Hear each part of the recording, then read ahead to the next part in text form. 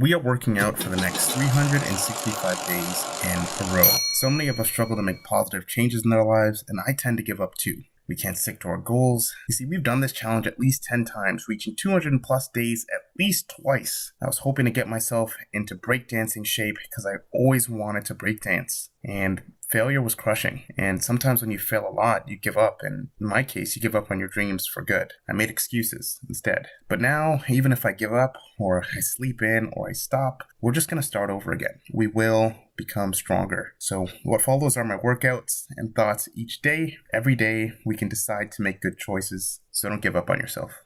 Today I'm doing a bunch of exercises that you hate that absolutely disgust you. Starting with working on my ankles, specifically tibialis anterior, the muscle right in the front of your leg.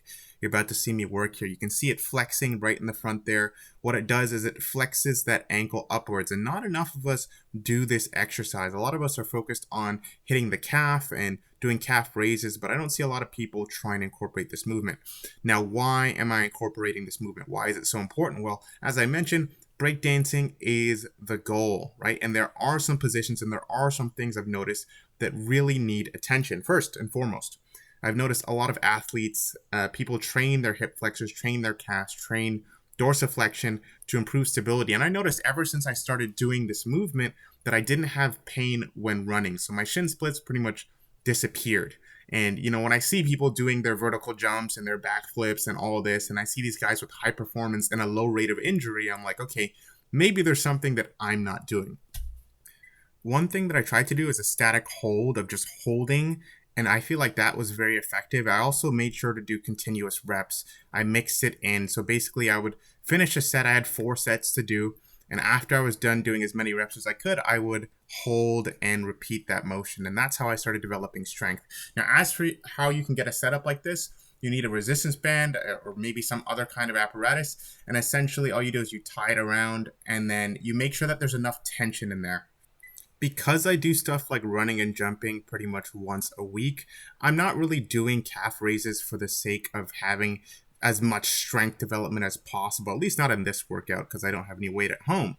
But when I'm here, I really just want to focus on balancing through the ankle, pushing all the way through it, and just focusing on that stability aspect. I'm not going to failure. I'm not going for any kind of fatigue kind of stimulus. It's literally just trying to feel through that ankle, pushing all the way through my toe and slowly coming down.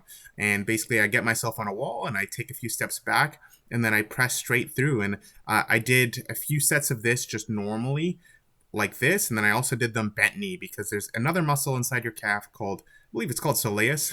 Maybe I remember my anatomy, but essentially it works with bent knees and with toe elevation. So make sure to do both. Okay, wrist training, another bundle of exercises you don't like. We don't like training our calves. We don't like training all these small muscles. But we also don't like training the wrists. And why? Well, it's all just homework at the end of the day. It's all stuff that's not as fun as the biceps, the triceps, and the chest.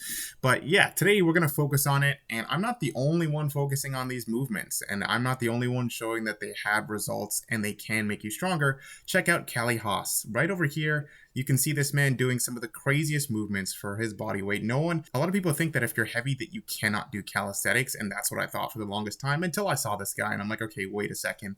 It's kind of about how smart you're training and what you're training, and that is just a really dope thing. Bro is straight up inspiring, and I was struggling with calisthenics and he responded to my comment. Oh my goodness. Anyway, wrist strengthening, guys. So developing wrist strength is important. So you see me here doing the reverse push-up, and that is one of my staple moves. It's where I'm pretty strong on the wrist right now, but I'm definitely gonna have to experiment.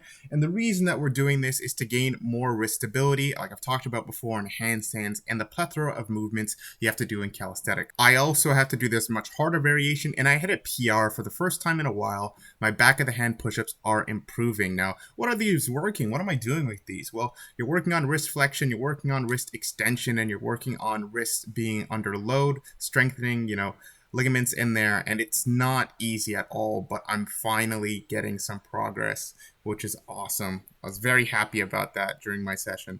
We have a total of 4 wrist movements. We did ulnar and radial deviation. If you don't know what that means, I'm going to explain it. See this motion in my hands I'm doing? That's what it is. When you raise that thumb up and the wrist moves up, you're working on radial deviation. And when your wrist points downwards, that is ulnar deviation. A while ago, when my breakdancing instructor gave me my wrist training routine, he gave me this movement, and I'm still working on it. But essentially, I'm working through the motions of ulnar and radial deviation. Push your wrists into the floor, and then essentially, I'm pushing down and dragging myself up. It's kind of a strange movement to explain, but I rotate the wrist forward by pressing down into the ground, and then I rotate my body up by pulling almost into the ground, and that's how I get the benefit there. And then we have our fingertip raises, and then we also have our palm raises. Now, these are getting a little bit too good. And what I mean by that is I'm getting a lot stronger with this movement, and I need something more advanced. So I don't know if I'm going to start going from toes or change the elevation of it, but I've started to feel very, very comfortable with these because you're seeing me do a little demonstration of different angles and the way it looks straight after doing a whole wrist gamut of exercises, and I still feel pretty good. And lastly, to wrap us off, we did like a mini assisted L sit, not like an actual L sit, and we worked our core that way. And then we also did a long lever plank. So we got our arms straight out in front of the body, which made it significantly harder, braced the core, and held for time. And that's it for the workout. See you tomorrow. Bye.